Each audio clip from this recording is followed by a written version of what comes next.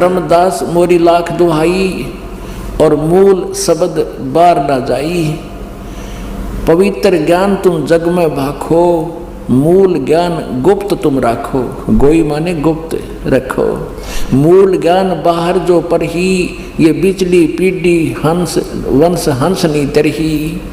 33 अरब ज्ञान हम बाखा, मूल ज्ञान गुप्त हम राखा। गोई माने गुप्त, मूल ज्ञान तुम तब लग छपाई, जब लग 10 पंथ मिटाई। साथियों, ये हमने खोल लिया है यथार्थ भक्ति बोध, और अब हम इसके पृष्ठ क्रमांक 94 पे चलेंगे। साथियों, इस पर लिखा हुआ है, शील संतोष विवेक दय, क्षमा दया एक तार। भाव भक्ति वैराग दय, नाम निरालम सार। और इसमें यह अर्थ कर रहे हैं, उपरोक्त आभूषणों को फिर नाम से पुकार कर याचना की है कि हे दाता, शील ब्रह्मचारी संयमी भाव, संतोष विवेक प्रदान करना, क्षमा भाव तथा दया भाव एक रस सदा बना रहे, ऐसा भक्ति भाव दीजिए परमेश्वर। संसार से वैराग्य होकर आपके नाम में लगातार लीन रहूं। अर्थात नाम निरालम सार का यहाँ पर अर्थ किया है कि संसार से वैराग्य होकर आपके नाम में लगातार लीन रहूं। जबकि साथियों, हम यहाँ पर किसी को ये नहीं बता रहे हैं कि इसका अर्थ केवल हम ही जानते हैं। हजारों जो स्कूल कॉलेज के प्रोफेसर हैं, शिक्षक हैं, वो भी आसानी से इसका अर्थ समझ सकते हैं। जिस प्रकार से हिंदू धर्म गुरुओं ने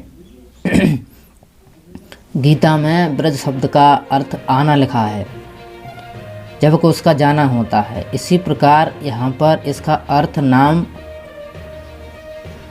मैं लगातार लीन रहूं यह नहीं है। तो साथियों, यहाँ पर जो भी धर्मगुरु होते हैं वह कुछ न कुछ छुपाते ही हैं, गुप्त रखते ही हैं। ऐसा नहीं है कि उन हिंदू धर्म गुरुओं को ब्रज शब्द का पता नहीं है कि ब्रज शब्द का अर्थ जाना होता है, लेकिन उनको अपनी संस्कृति के विकास के लिए जो सूट बैठता है ऐसा ही करते हैं। और एक धर्मगुरु नहीं, ऐसा सभी करते हैं साथियों। या ऐसा नहीं है कि वह लोगों को ज्ञान नहीं देना चाहते हों, लेकिन वह आत्मनिर्भर बनाना चाहते हैं कि कुछ चीज़ें लोगों के ऊपर ही छोड़ दी जाएं और वह खुद से समझें। तो यहाँ पर साथियों, कबीर साहब ने केवल धर्मदास जी से रिक्वेस्ट नहीं की है कि मूल ज्ञान को आप छुपाइए। यहाँ पर सभी संतों से रिक्वेस्ट कबीर साहब करते हैं कि मूल ज्ञान को आप गुप्त रखिए, क्योंकि कुछ काम उन भक्तों के लिए जो नए जिज्ञासु हैं, साधक हैं, उनके लिए छोड़िए, जो अपनी मेहनत से उसे प्राप्त करें। और इसका एक कारण ये भी होता है कि जैसे हिंदू धर्मगुरुओं ने ब्रज शब्द का अर्थ आना लिखा हुआ है, तो जैसे कृष्ण के नाम पर, राम के नाम पर, अन्य देवी देवताओं के नाम पर आज जो देश में राजनीति हो रही है, वह भी एक लाभ होता है साथियों कि अपने हिसाब से लोग अर्थ करते हैं। तो ऐसा नहीं है कि कोई अर्थ नहीं कर रहा है या सही ज्ञान नहीं दे रहा है तो लोगों को ज्ञान नहीं होगा। जो लोग मेहनत करते हैं वह सब कुछ जानते हैं, और जो खोजी व्यक्ति होता है वह खोज कर ही लेता है। अब क्या बताते हैं, धर्मदास जी ने पूछा प्रभु से, हे परमात्मा, क्या आप पहले कभी आए हो? तो परमेश्वर ने कहा कि चारों युग में आया मैं, सतयुग में सत्सुकृत का टेरा, और त्रेता नाम मुनिंद्र मेरा। साथियों, हमने गूगल पर जाकर के hindi2dictionary.com खोल लिया है और इसमें हम मुनिंद्र का अर्थ देख रहे हैं। तो यहाँ पर साथियों, मुनिंद्र एक संज्ञा है जो कि पुल्लिंग है। इसके दो अर्थ बता रहा है यह। एक तो होता है मुनि श्रेष्ठ यानी कि बहुत बड़ा मुनि, और दूसरा होता है बुद्धदेव। साथियों, यह है संस्कार नाम की एक छोटी सी पुस्तक जिसके संकलन करता हैं यशपाल सिंह कोठारी। इसके हम दूसरे पृष्ठ पर चलेंगे। साथियों, यह पाली एवं हिंदी वाणी में है और इसके संकलन करता यशपाल सिंह कोठारी हैं, जो कि MA B.Ed LLB हैं, जो कि एक प्रधानाचार्य भी रहे हैं, जो कि अब सेवानिवृत्त हैं।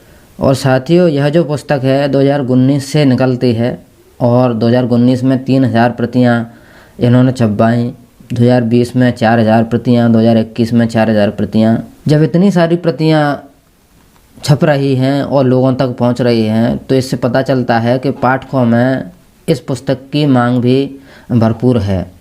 साथियों, अब हम आ गए हैं इसी पुस्तक के 27वें पृष्ठ पर और यह पाली भाषा में है। इसमें लिखा हुआ है जय मंगल अट्ठगाथा।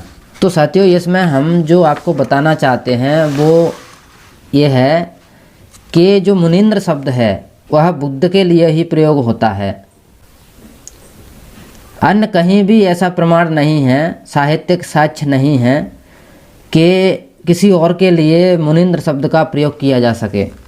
और साथियों, जहाँ तक गवाहों की बात है तो किसी भी मामले को प्रभावित करने के लिए 2 गवाह 2 साक्षी ही काफ़ी होते हैं।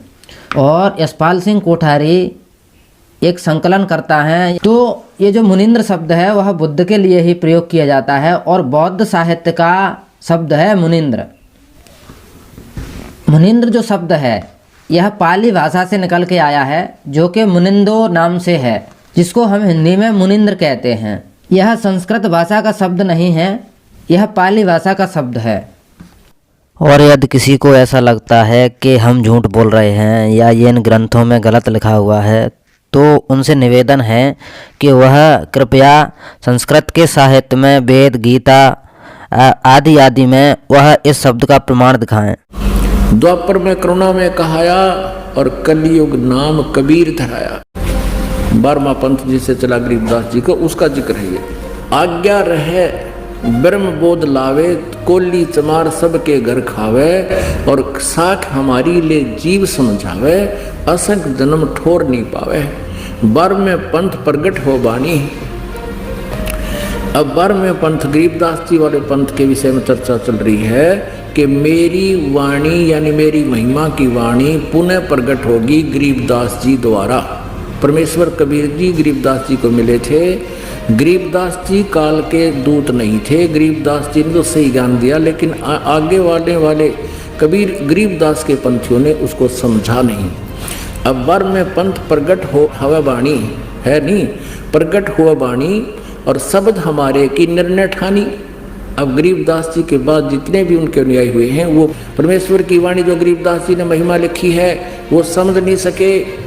12वें पंथ प्रगट हुआ वाणी शब्द हमारे की निर्णय ठानी और अस्थिर घर का मर्म न पावे, ये 12 पंथ हम ही को ध्यावे। कहते गरीबदास वाले पंथ तक भी स्थिर घर शाश्वत स्थान को प्राप्त नहीं कर सकते, सतलोक को प्राप्त नहीं कर सकते, और हमारे ही उस वाणी को वह आपस में निष्कर्ष करते रहेंगे, उसकी जानकारी एक दूसरे को उलट सुलट देते रहेंगे। 12वें पंथ प्रगट हो वाणी शब्द हमारे का निर्णय ठानी, उसका निष्कर्ष निकालने की चेष्टा करेंगे पर वो समझ नहीं सकेंगे।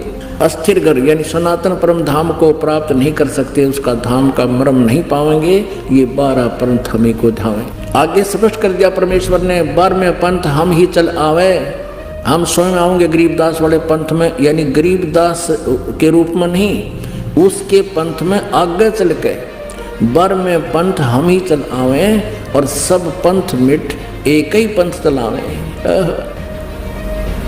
धर्मदास जी से कह रहे हैं कि 12वें पंथ में आऊंगा मैं आगे चल के और सब पंथ मिटा के एक ही पंथ चलाऊंगा।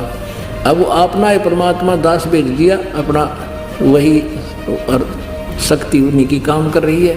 धर्मदास जी से कहते हैं तब लग बोधो कुरी चमारा, फिर तुम बोधो राज दरबारा, 5505 तब ये शब्द होएगा साचा। अब समय आ गया है, कलयुग को लगभग 5500 वर्ष हो गए हैं और अब वो समय आ गया परमात्मा का। ये मेरा कहते हैं आज का बोला हुआ उस समय सत्य होगा ही। जैसा कि साथियों संत रामपाल जी ने हमें कबीर साहब के 12 पंथों की जो भविष्यवाणी है उसको अच्छे तरीके से समझा दिया है, लेकिन साथियों कुछ चीज़ें हैं जो अब इसमें ऐड करने की ज़रूरत है, इसलिए यह वीडियो मैं बना रहा हूं। साथियों ये जो बोध सागर है ये इसका 137 पृष्ठ है, इसमें ये जो 12वें है और ये जो 12 है यह 2 बार आया है, तो इसको मैं समझाना चाहता हूँ, बताना चाहता हूँ। समझदार के लिए इशारा काफ़ी है साथियों, ज़्यादा कुछ नहीं बोलूँगा मैं। साथियों ये जो पहला 12वें शब्द है इसका आशय साथियों गरीबदास जी के पंथ से है, जैसा कि संत रामपाल जी ने बताया है। 12वां जो पंथ है यह गरीबदास जी का पंथ है। और ये जो दूसरा 12 शब्द है इसका आशय साथियों हमें भक्ति बोध से पता चलेगा, तो अब हम भक्ति बोध को खोलेंगे साथियों यह है भक्ति बोध जो कि संत रामपाल जी की यहाँ से यह निकलती है और यह दीक्षा प्राप्त भक्तों को ही मिलती है। ये भी है, ये जो 2 बार 12वें और 12 शब्द आया है उसका आशय एक तो गरीबदास जी के पंथ से है, लेकिन दूसरा जो 12वां है 12 लिखा हुआ है उसका आशय साथियों यहाँ से पता चलेगा। ये हमने भक्ति बोध खोल ली है, इसमें लिखा हुआ है साथियों मेरी गुरु प्रणाली। इसमें पहले गुरु हैं बंदी छोड़ कबीर साहब जी महाराज काशी उत्तर प्रदेश, दूसरे हैं बंदी छोड़ गरीबदास जी महाराज गांव छुड़ानी झज्जर हरियाणा। 10वें गुरु हैं वह संत रामपाल जी के गुरुदेव हैं जिनका नाम है संत रामदेवानंद जी महाराज। यह तलवंडी भाई फिरोजपुर पंजाब के रहने वाले थे। और ये जो 11वें गुरु हैं वह संत रामपाल जी महाराज हैं जो धनाना गांव के रहने वाले हैं हरियाणा के। तो ये जो दूसरा 12 शब्द है वह संत रामपाल जी के बाद में जो ज्ञान प्राप्त संत होगा भगत होगा उसके लिए है। तो साथियों जैसा कि आपने देखा कि संत रामपाल जी जो गुरु हैं वह गरीबदास जी के पंथ में 11वें गुरु हैं। और बोध सागर में लिखा हुआ है कि 12 पंथ हम ही चले आवे, यह दूसरा 12 शब्द है। तो संत रामपाल जी के बाद में जो 12वां गुरु होगा ज्ञान देने का अधिकारी होगा, यानी कि ज्ञान देने की सामर्थ्य जिसमें है, समदर्शी है, ऐसा व्यक्ति आएगा और सब पंथों को मेट करके एक ही पंथ चलाएगा। जब तक इन सभी गुरुओं का काम क्या है, जो पिछड़े हुए लोग हैं, कोरी चमार हैं, जो उत्पीड़न का शिकार हैं, उपेक्षित हैं, वंचित हैं, उनको मानव ही नहीं समझा जाता, ऐसे लोगों को समझाने बुझाने का काम कबीर साहब ने इन संतों के लिए दिया है। और साथियों संत रामपाल जी के बाद में जो व्यक्ति आएगा जो समदर्शी होगा और वह राज दरबार को बोधने का अधिकार उस पर होगा, यानी कि वह राजनीति के माध्यम से समानता लाने का प्रयास करेगा।